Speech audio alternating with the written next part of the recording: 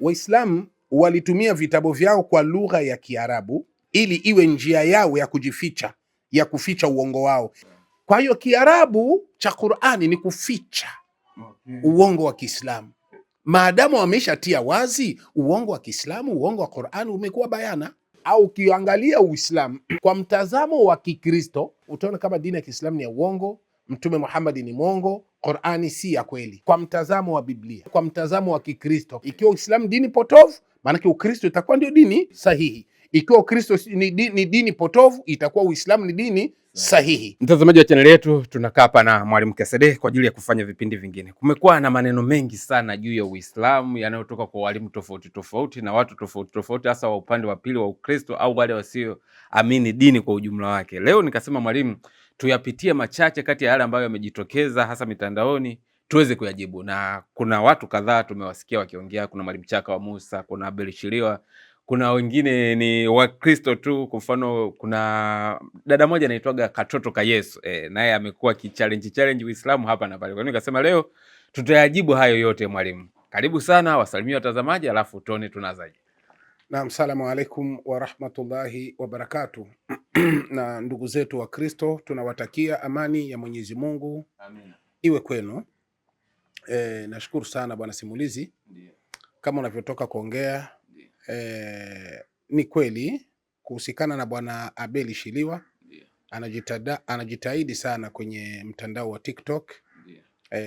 Hana lingine analolisema ila ni kushambulia Uislamu kwa namna moja ima nyingine. Yeye kwa kifupi anachosema, anataka awaokoe Waislamu katika upotevu, awalete katika Ukristo kwa Yesu. Ingelikuwa labda hoja hiyo anayo na ana ushahidi kwamba kutoka ndani ya Uislamu kuingia katika Ukristo ni uokovu, angepata hata ingalau andiko moja, ushahidi moja wenye kuwa na mashiko kwamba kutoka kwa Uislamu kuingia kwa Ukristo ni uokovu, basi angelikuwa mtu maana sana kwa hicho anachokiongea. Lakini kinachomfanya ongee sana ni ushabiki tu.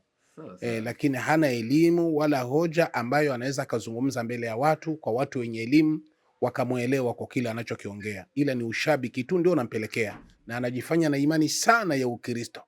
Okay. Ndicho kinachompelekea kuongea hili na lile ambalo halina kichwa halina miguu. Sawa, wewe ulivyomfuatilia unaonaje kuhusu hoja zake, yale anayoyasema? Kwanza hata wewe niliona mmejibizana, kuna video moja ulikuwa unajibu kwa Ustadhi Shafi, nafikiri akina Hamudi, wale waandishi wa habari wa Ustadhi Shafi online walikuja wakakutembelea hapa ukaongea. Abel Shiliwa niliona najibu, yeye akasema mpaka anatamani ufanyike mdahalo tena, akasema yeye anatamani hata mwalike kwenye ofisi za kwenye studio za Ustadhi Shafi online, mfanye majadiliano hadharani au mfanye mdahalo hadharani ili kila kitu kimalizike. Mimi nilimnukuu katika yote aliyokuwa anaongea. Sawa? Nilimnukuu katika yote aliyokuwa anaongea. Sasa ingelikuwa basi hata ameongea hivyo, angelikuwa ameongea hata vizuri. Okay. Lakini yeye alionyesha kama kwa kuwa si tunaikaa pembeni kukanyumba na kuanza kuongea, maana yake ni kujificha, ni kuokopa. Sasa cha ajabu, yeye alikuwa anaongelea wapi? Alikuwa anaongelea kwenye muhadhara? Hapana, kwenye nyumba yake. Na yeye aliongelea kwenye nyumba. Ndio. Sasa mimi nikiongelea kwenye nyumba, tatizo liko wapi? Yeye ambaye yuko anatoa zile hoja anazokuwa anazitoa za bila ushahidi, za bila mwelekeo, yeye hangefanya hivyo. Okay. Maadamu alikuwa anajua kuna upotevu fulani ya Waislamu, alikuwa anatakiwa aandae basi mdahalo. Yani yeye asiandae sehemu, hata sisi tunaweza tukaandaa sehemu nzuri tu. Yeye tu aseme bana, mimi nataka niongee na Kesede. Okay. Nimfundishe hicho anachokuwa anakiongea ni uongo. Okay. Unaona bana? Asingoje kuongea pembeni kwenye nyumba. Sana sema kuongea kwenye nyumba ni kujificha. Yeah. Ina maana yeye alianza ndo anatakiwa aambiwe kwamba alijificha. Okay. Sasa kama hakujificha, yeye ndo alitakiwa ajitokeze. Bana, mimi nataka kufanya mdahalo. Yeye akitamka tu, basi mimi niko tayari.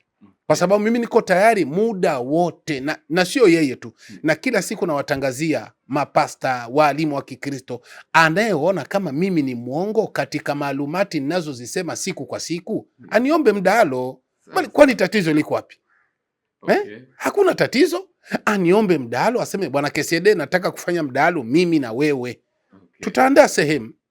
Sawa, nitawashirikisha waadhiri watuandalie sehemu. Tufanye mdahalo. Mimi nakipenda sana hicho kitu. Okay. Napenda sana hicho kitu. So unaona Ndacha sasa aliniomba mdahalo. Tumeongea. Turu ya pili haikuwezekana kwa sababu walivunja masharti. Lakini napenda sana mambo ya midahalo. Napenda sana mambo ya midahalo. Tena natangaza pasta yoyote, mwalimu yeyote anayejua mimi katika yale ninayokuwa nazungumza ya kuutangaza Uislamu, kuthaminisha Uislamu, kuhubiri Uislamu na kuonesha kama Bwana Mtume Muhammad ndiye bwana wa mitume, ndiye mwalimu wa mitume, ndiye bwana wa Yesu, mwalimu wa Yesu, tena mwokozi wa walimwengu, basi anipinge kwa kunidai mimi tufanye mdahalo. Mimi niko tayari. Alete mada anayoipenda yeye.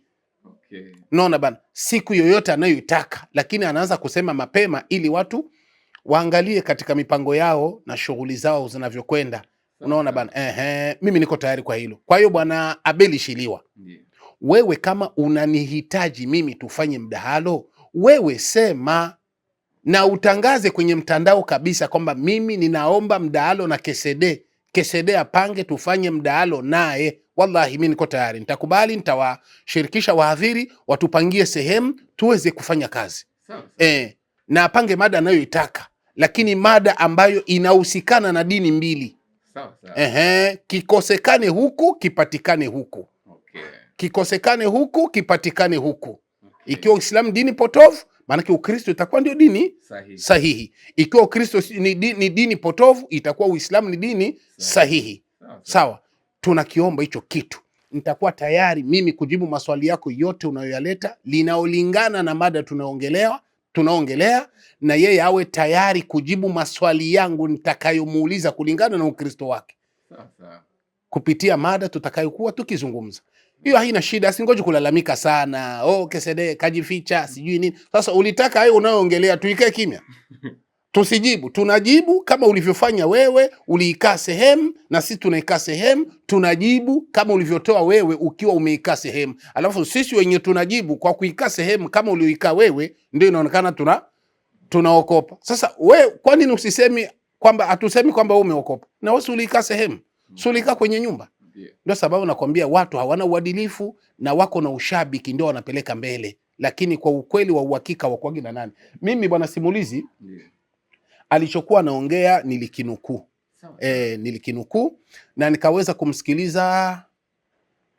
kumsikiliza Chaka wa Musa. Kuna maneno ambayo Chaka wa Musa alizungumza kuonesha kama kiti cha enzi cha Allah ni pamoja na kiti cha enzi cha shetani. Na akatoa na ushahidi wake, akatoa hadithi.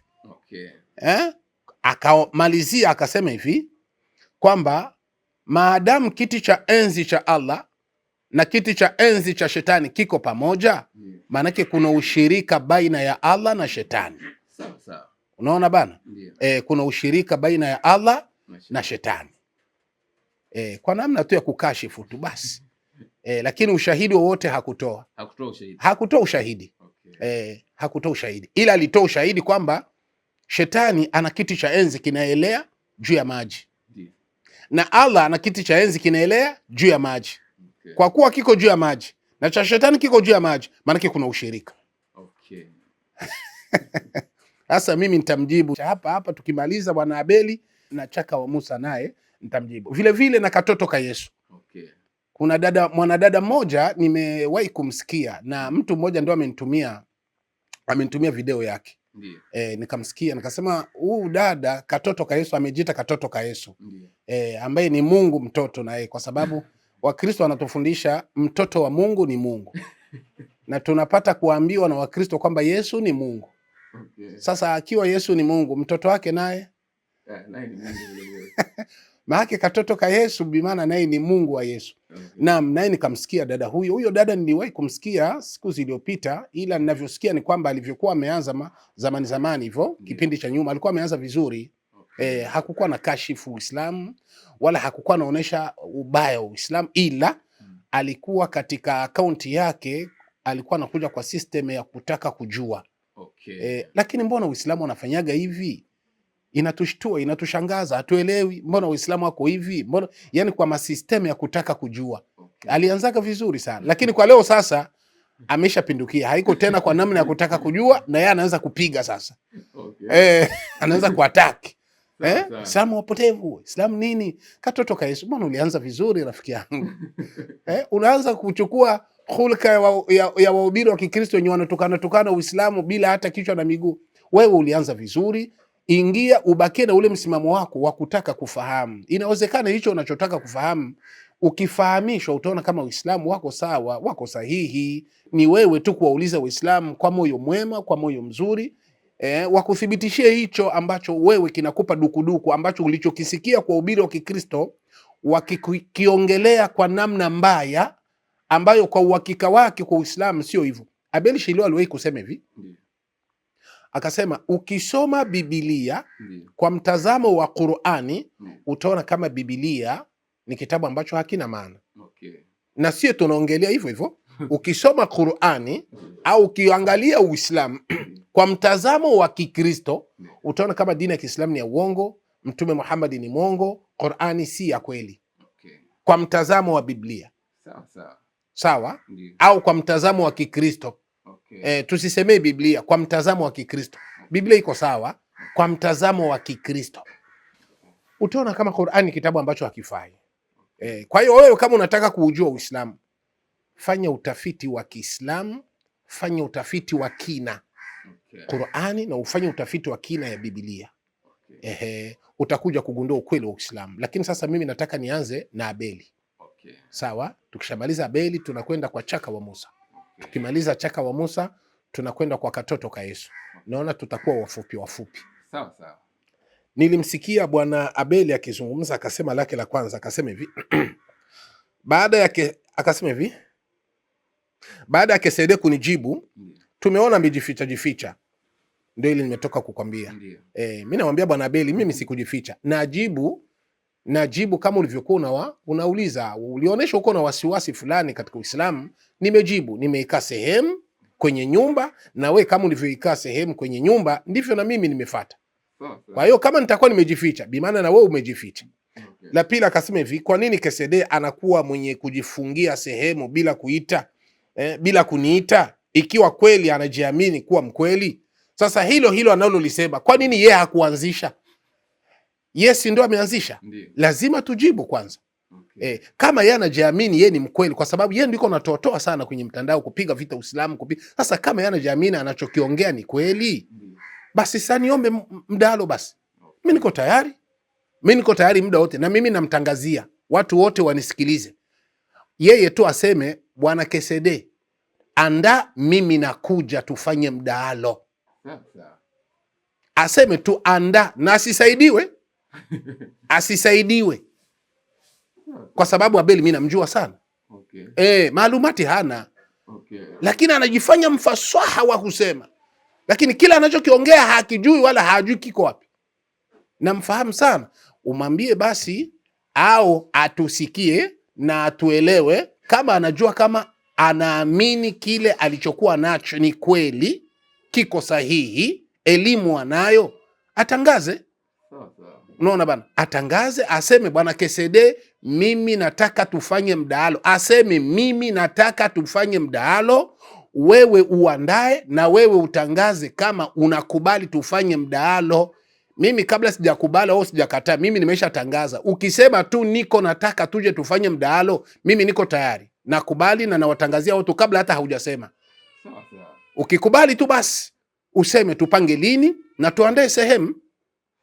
Na mimi na wewe tupange mada unayoipendelea tuizungumzie.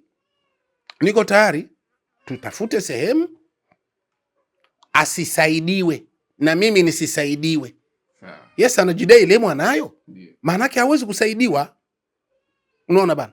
Sasa tupange sehemu, alafu aje tufanye huyo mnakasha, asiwe na wasiwasi. Hiyo kwanza. Kisha lingine akasema, mimi Abeli naweka live vipindi vyangu ili kila mwenye kupinga na mkaribisha live. Sio maana ya kupinga mkaribisha live. Live ni kutaka kufanya muhadhara. Tufanye mdahalo, ndo live nzuri. Sio live ya wewe kuikaa sehemu wakuulize uko sehemu. Tufanye tu mdahalo mara moja. Ndo live nzuri kuliko ya live wewe kuikaa kwako eti live ya mtandao. Live ya mdahalo ni bora kuliko hiyo unayokusudia. Kingine akaongea akasema Waislamu walitumia vitabu vyao kwa lugha ya Kiarabu ili iwe njia yao ya kujificha, ya kuficha uongo wao, ila kosa walilolifanya ni pale walipogeuza Qur'ani kwa Kiswahili. Sasa watu sasa wanasoma ile Kiswahili, Wakristo wanakisoma Kiswahili, ndio wanaelewa sasa Uislamu na upotovu na uongo waliokuwa wanaficha. Kwa hiyo Kiarabu cha Qur'ani ni kuficha uongo wa Kiislamu. Maadamu wameshatia wazi uongo wa Kiislamu, uongo wa Qur'ani umekuwa bayana.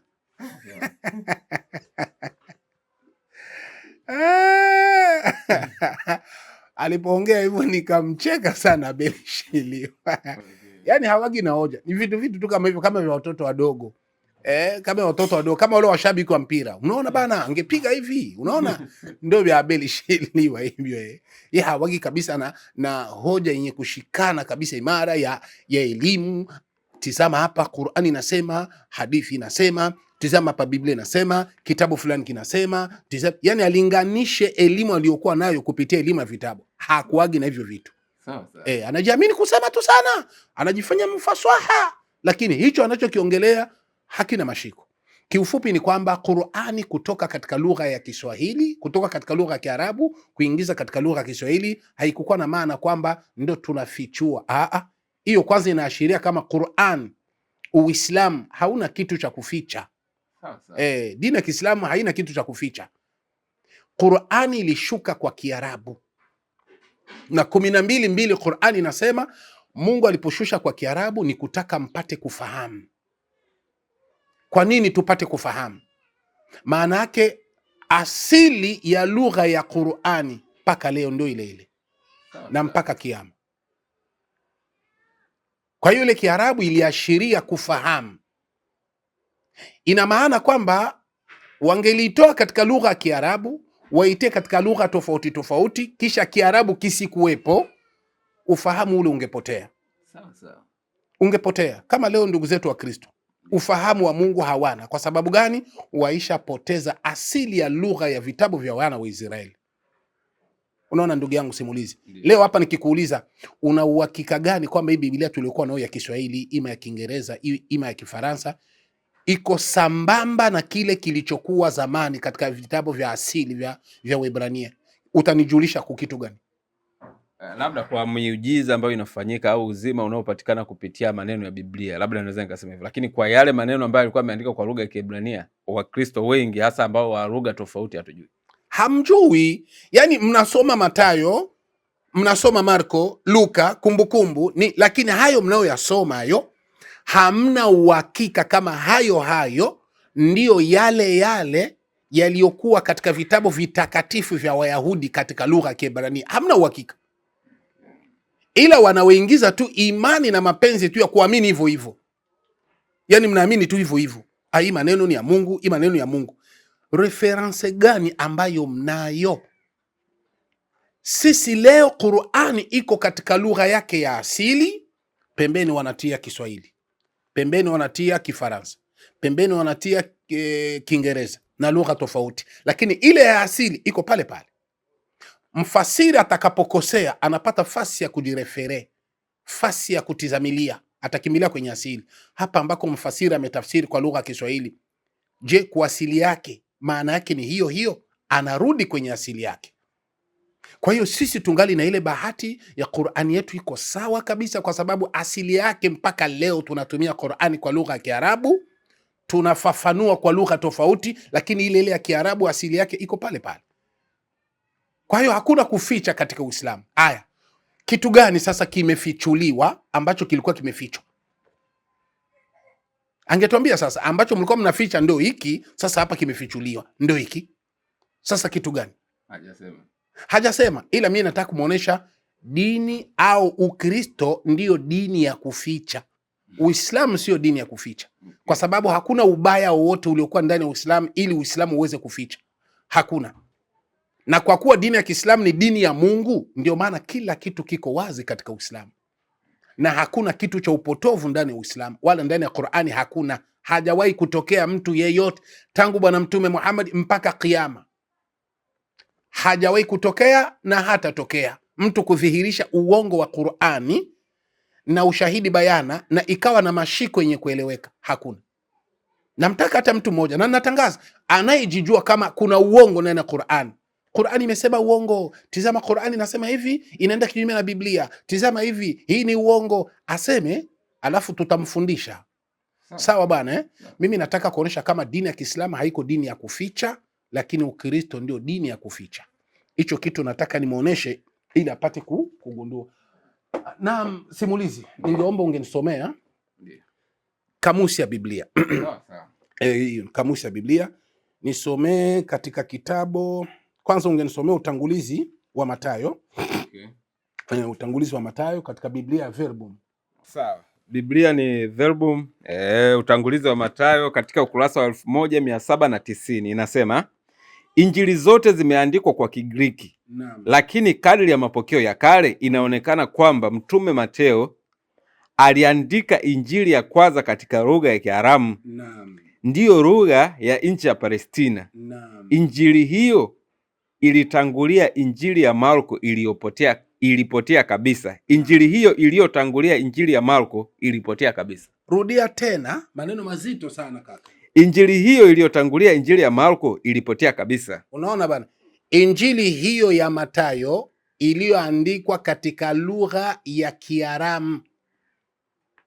Injili hiyo ya Mathayo iliyoandikwa kwenye lugha ya Kiaramu ndio injili ya kwanza kabla injili ya Marko. Na injili hiyo ilipotea kabisa. Swali, imepotea, iko wapi ili tupate kuisoma tujue kilichokuwa ndani, kama sio kuficha. Kwa hiyo asisemi kuwa Waislamu kuna kitu wameficha. Wakristo ndio wako na system ya kuficha. Tunaona kuna kile kilichopotea, wanasema ilipotea kabisa, ndio kuficha kwenyewe huko. Alafu ukitaka kuniuliza hii Mathayo tuliokuwa nayo kwenye Biblia imeandikwa kutoka wapi? Haikuandikwa kutoka katika ile injili ya Mathayo ya Kiaramu. Injili ya Mathayo tuliokuwa nayo haikuandikwa kutoka katika Kiaramu ya Mathayo iliyoandikwa kwenye Kiaramu. La, ilitoka kwenye Marko. Na Marko hakuwa mwanafunzi wa Yesu. Hiyo tutakuja baadaye. Kwa hiyo inaonekana kama kuna kile ambacho kimejificha cha Mathayo ya Kiaramu. Leo Wakristo wote hawajui. Hawajui maskini. We fikiria wewe ndugu yangu bwana Abeli, ile Mathayo ambayo imepotea kulikuwa kumeandikwa nini? Hivi kuna utafiti ambao wewe Abeli unajua au uishafanya kuona kama hii mliokuwa nayo inaenda sambamba na ile iliyopotea? Una uhakika? Haujui maskini. Unaparamia tu vitu ambavyo hujui. Uko naona bana. Kwa hiyo wewe mmeficha pasina kujua, mmefichwa pasina kujua. Sio Uislamu dini ya kuficha. Uislamu haijaficha kitu. Sasa sikia kamusi ya Biblia ukurasa wa 177 kifungo cha pili. 177. Anasema maandiko yanayoaminika kabisa. Wataalamu wenye uzoefu wa uchunguzi tulioonyesha hapo juu, wakitumia vifaa vyao vyote, wanaweza kuandaa matoleo halisi kabisa ya Agano la Kale la Kiebrania na ya Agano Jipya la Kiyunani. Vitabu vile vinaitwa vya maneno yenyewe au teksti. Tafsiri za Biblia za kisasa zinafanywa kutokana na vitabu vile vya maneno yenyewe au teksti, wala si kutokana na maandiko ya manuscript ya zamani sana. Maandiko yale ya kale ya manuscript nyingi yanahifadhiwa kwa uangalifu sana katika nyumba zinazohifadhi na kuonyesha vitu vya kale au katika vyuo vikuu mahali mbalimbali duniani. Unaona sasa simulizi. Hii ni kamusi ya Biblia. Kitabu cha Wakristo hicho. Sawa. Wanakwambia kwamba wataalamu walikuwa na vyombo vya kufanya uchunguzi. Sawa. Uchunguzi uliofanyika na utafiti katika hivyo vitabu, wanakuja kuona kama maandiko haya tuliokuwa nayo hayatokani na yale maandiko ya asili ya maandiko matakatifu ya Waebrania. Hayatokani kabisa. Yaani unaposikia kuna Mathayo, sio ile ya asili. Haitokani na ile asili. Sawa. Unaposikia kuna Yohana, haitokani na ile asili. Unaposikia kuna Kumbukumbu la Taurati, sio ile asili. Yaani vyote vinavyoandikwa humo havitokani na maandiko matakatifu ya Waebrania. Lakini hapa kuna kaneno wanasema, lakini hivyo vinahifadhiwa sehemu. Kwa nini wasivitoe? Sisi Waislamu tumepewa oda na Bwana Mtume Muhammadi tujifunze lugha ya Qur'ani. ili Qur'ani tuifahamu kwa lugha yake, hata kama itatafsiriwa, lakini tujue hii lugha yake, tufahamu kila kitu, muwe mnakijua kwa lugha yake, kwa sababu ikiwa kitu kiko katika lugha yake, katika uasilia wake, kitakuwa kitu kingali sawa. Lakini sasa, je, Biblia uasilia wake haupo, nini itakujulisha kama hiki mnachokuwa nacho kiko sahihi? Ndio kile kile wanakuambia, kama hakiko sahihi, vilivyokuwa humo tofauti na vile vilivyoandikwa zamani kwenye vitabu vitakatifu, lakini vimefichwa sehemu. Hapo vinavyofichwa sehemu, kwa nini vifichwe? Kwa nini wasivitolee watu wapate kuvisoma, walinganishe? Vinahifadhiwa, sio vimefichwa, vinahifadhiwa. Ndio kuficha kwenyewe, ndio kufichwa bwana simulizi. Vinahifadhiwa. Kama vinahifadhiwa, kwa nini visitolewi? Ndio kuficha kwenyewe huko. Kuhifadhi kitu maana yake ni kukificha. Kama si kuficha, wavilete sasa watu wavisome wao wenyewe na utafiti wao, walinganishe na wajifunze lugha hiyo, ili watu wapate kulinganisha na hivi tulivyokuwa navyo. Kuto kufanya hivyo ni system ya kuficha. Unaona bana, tukienda katika jambo lingine, kuna vitabu vinaitwa vya apokrifa.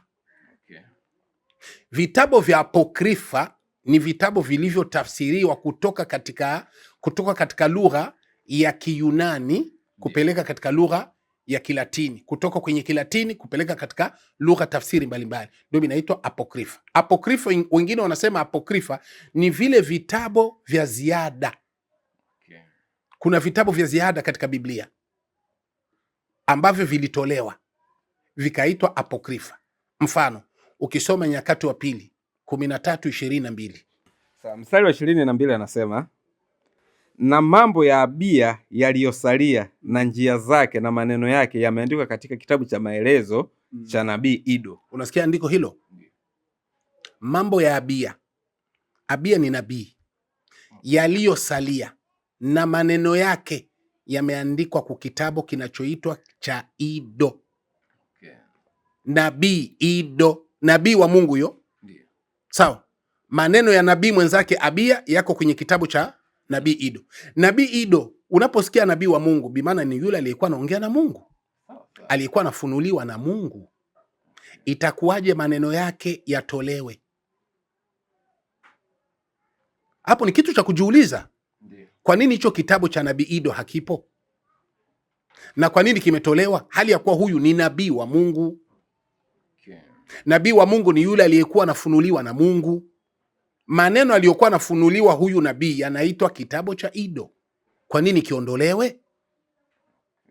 Unaona kama kuna vitu vilivyokuwa vinaandikwa ambavyo ukivisoma Ukristo leo haupo, lakini vimeondolewa, na sababu ya kuviondoa zipo. Wanasema kwamba tuliona kama hivi si uwezo wa Mungu, ndio maana tumeviondoa. Nabii ataongelea vitu ambavyo si vya Mungu. Nabii wa Mungu ameitwa ni nabii wa Mungu kwa sababu anafunuliwa na Mungu. Vipi wewe mwanadamu utasema kama tuliona kama haviko vya Mungu?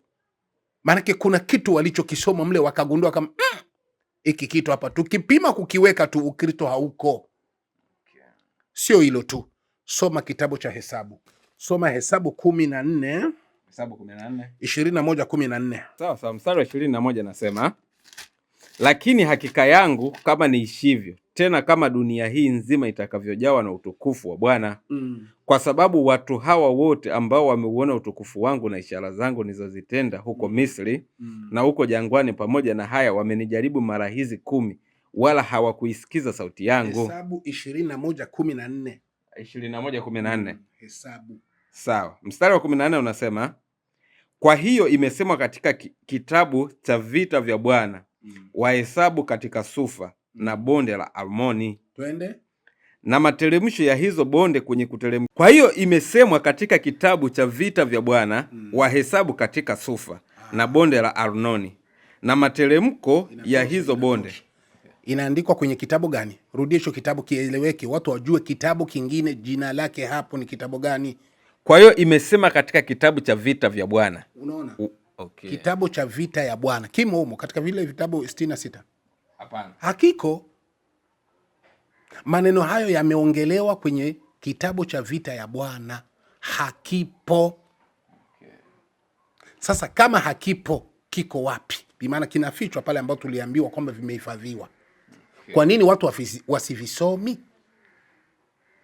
Vinahifadhiwa, kwa nini watu wasivisomi? Hapo si ndio kuna kitu? Tusiseme kama Uislamu ndio dini ya kuficha. Hapana, Uislamu haifichi chochote. Wakristo ndio wanaficha wanavyovificha. Tukumbuke kule tulikoanzia pale 13:22, mambo ya Abia yanaandikwa kwenye kitabu cha nabii Ido. Huu nabii Ido si nabii mdogo, si nabii mdogo. Soma Ezra usikie 8:17. Ezra 8:17. 8:17. Sawa sawa. Ezra 8:17. Mstari wa 17 anasema,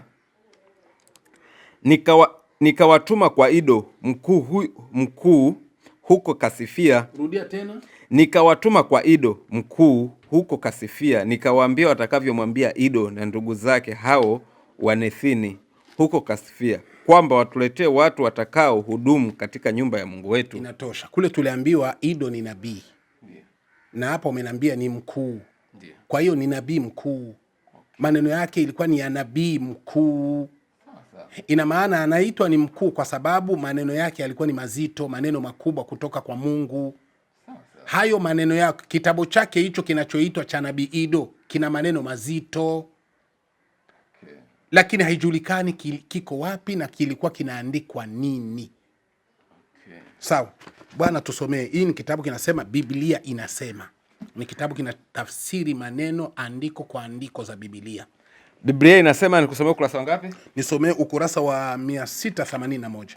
Sawa, anasema habari hiyo ilichukuliwa kutoka maandiko ya Apokrifa yanayohusu kuchukuliwa mbinguni kwa Musa. Apokrifa ni maktaba ya vitabu vilivyoandikwa wakati wa Agano la Kale, lakini havikuingizwa katika kanuni ya Agano la Kale. Unaona bana? Yalipangwa katika mafungu mawili, yani Apokrifa na pseudepigrapha. Apokrifa tafsiri yake ni kufichwa, lakini maana yake ni vitabu visivyotambuliwa au vya nje, yani vya nje ya kanuni. Unaona bana? Pseudepigrapha maana yake ni vilivyoandikwa chini ya jina lisilo halisi. Neno la kawaida la Apokrifa mara nyingi linataja mafungu yote mawili pamoja. Wakristo wa kwanza walisoma vitabu vile, lakini hawakuvihesabu kuwa ni maandiko matakatifu hasa. Sasa kaka, Wakristo wa kwanza walivisoma hivyo vitabu, lakini wao Wakristo hawakuvihesabu. Sio Mungu, wao hawakuvihesabu kama ni vitabu vitakatifu. Okay. Lakini walikuwa wanavisoma.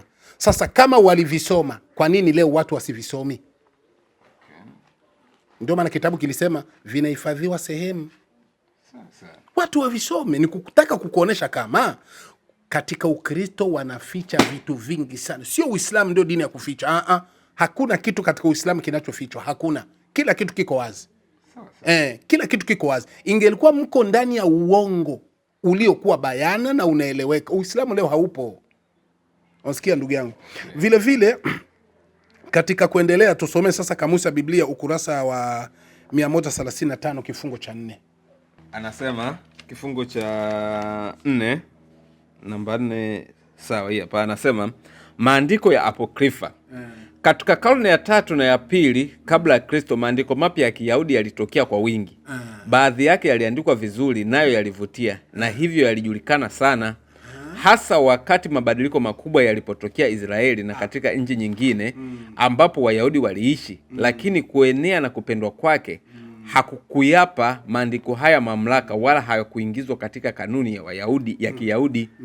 Vitabu vile visivyo vya kanuni viko katika mafungu mawili. Fungu moja la vitabu vile vinajulikana kuwa ni Apokrifa, tafsiri yake ni kufichwa, lakini maana yake ni vitabu visivyotambuliwa au vya nje, yani vya nje ya kanuni. Fungu lingine linajulikana kwa jina gumu la pseudepigrapha, maana yake vilivyoandikwa chini ya jina lisilo halisi. Hiyo inatosha. Unaona bana? Ni vitabu vya kufichwa. Sawa sawa. Vinafichwa. Sawa. Ndio sababu nilikwambia kule vinahifadhiwa sehemu. Yeah. Kule kuhifadhiwa sehemu kuna maanisha kuficha. Okay. Na hapo anakuambia wamevificha hivyo vitabu vya Apokrifa. Kwa nini wavifiche? Visitolei watu wavisome. Kwa hiyo dini ya kuficha sio Uislamu. Dini ya kuficha ni Ukristo. Soma utangulizi tena wa Mathayo. Sikiliza hapa Imprimato nayo inasemaje. Sawa, hii nasoma ni Biblia ya Imprimatur, utangulizi wa Mathayo. Uhusiano kati ya injili tatu za kwanza. Injili tatu za kwanza zasimulia kwa sehemu kubwa habari zile zile na kwa taratibu ile ile na tena hutumia pengine sentezi na maneno yale yale. Kwa hiyo hatuwezi kukana kwamba watungaji wa injili tatu waliunganika katika kutunga vitabu vyao. Mapokeo ya zamani sana yasimulia kwamba Mathayo aliandika injili yake katika lugha ya Kiaramu. Lakini nakili ya Kiaramu ya injili yake imepotea. Nakili ya zamani ya injili zote tulizo nazo zimeandikwa katika lugha ya Kiyunani. Tukifananisha tu nakili hizo za Kiyunani na injili tatu za kwanza, inaonekana kwamba msingi wao ni injili ya Marko. Okay. Unasikia hapa kaka? Mathayo haipo. Okay. Mathayo mwanafunzi wa Yesu, injili yake iliandikwa kwa lugha ya Kiyunani ya Kiaramu. Imepotea. Haipo. Sawa? Haipo. Lakini cha ajabu kwenye Biblia tuna injili ya Mathayo. Hii injili ya Mathayo wamekwambia kwamba imetokana na Marko. Haitokani na ile Mathayo ya Kiaramu. Sikiliza hapa injili ya Mathayo, utangulizi wa Mathayo katika Biblia ya Kiafrika. Sawa. Sikiliza wanasema hii injili ya Mathayo iliyokuwa katika Biblia imetokea, wameitafsiri kutoka kwenye Mathayo ya Kiaramu au inatoka wapi? Sikiliza hapo wanakwambia. Zaidi ya hayo, injili ya Mathayo imeandikwa kwa lugha sanifu sana ya Kigiriki. Jambo linaloonesha kuwa injili ya Mathayo sio tafsiri kutoka Kiaramayo.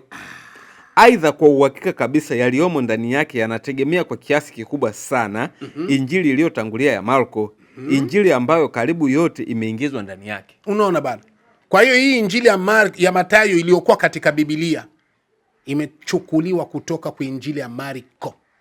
Okay. Marko si mwanafunzi wa Yesu, hajawahi kumuona Yesu, lakini alikuwa anashirikiana na Paulo.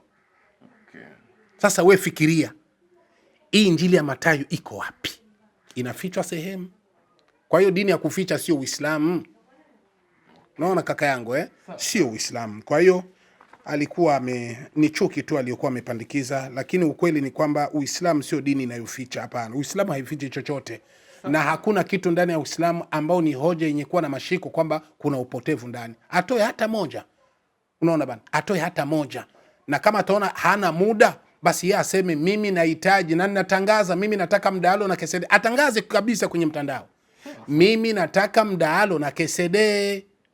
Na mimi nawaambia karibu, kisha tuandae siku, tupange mada na tuwatangazie watu kabisa.